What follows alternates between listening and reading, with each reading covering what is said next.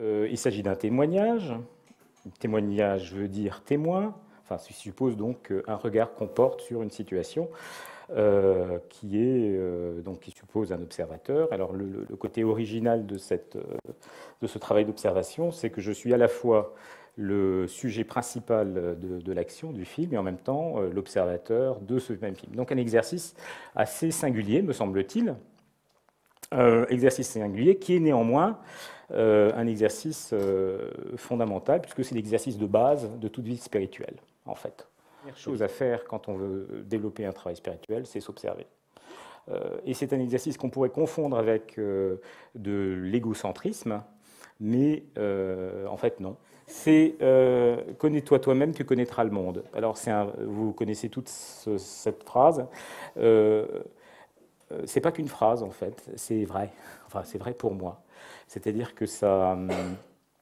Euh, j'ai passé quand même beaucoup d'années de ma vie.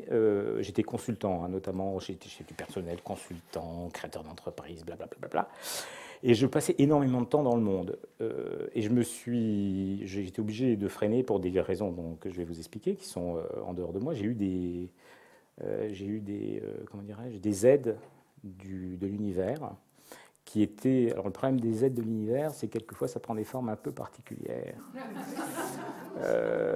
Et quelquefois on les prend comme des. Il vaut mieux les prendre comme des aides. Si on les prend pas comme des aides, on les prend comme des baffes. Et des fois des baffes tellement puissantes qu'elles vous laissent à terre jusqu'à vous faire mourir, hein, pour être précis.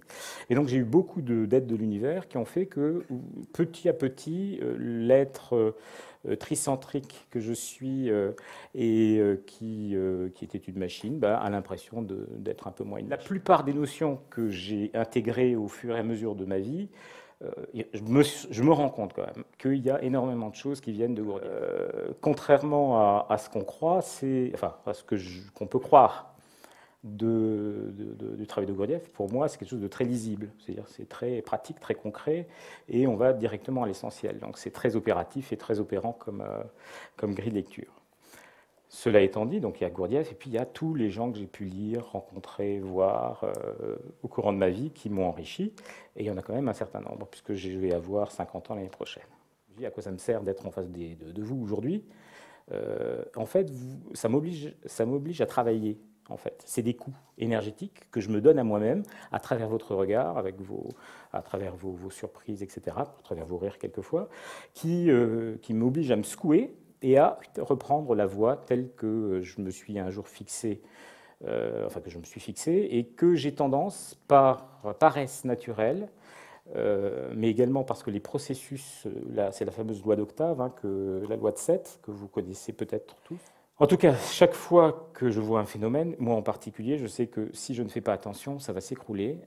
Je vais en fait me laisser aller dans une sorte de routine, de paresse ou d'autres choses qui font qu'il est nécessaire pour moi à chaque fois de relancer la machine. Cette impulsion énergétique, soit je me la donne à moi-même, soit je la donne aux autres, soit les autres me la donnent.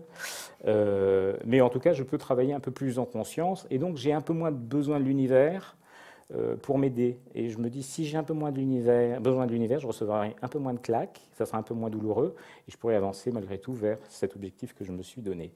Juste une présentation de cette fameuse loi d'octave, que tout le monde connaît.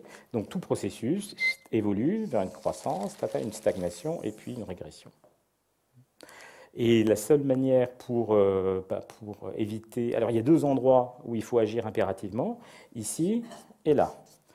Ici, si on agit ici, eh bien, on peut agir avec pas trop de force, pas trop d'impulsion, pas trop de violence, et on peut poursuivre le beau voyage vers le cosmos. Si on se laisse aller, ben, ça va vers là. Et alors là c'est carrément violent. Enfin, je pense qu'il y a des gens qui ont fait de la physique, mais enfin, bon, les effets de levier pour obtenir un mouvement ascendant ici sont plus importants que là. Donc là, il faut beaucoup de puissance pour repartir. Donc il vaut mieux anticiper un tout.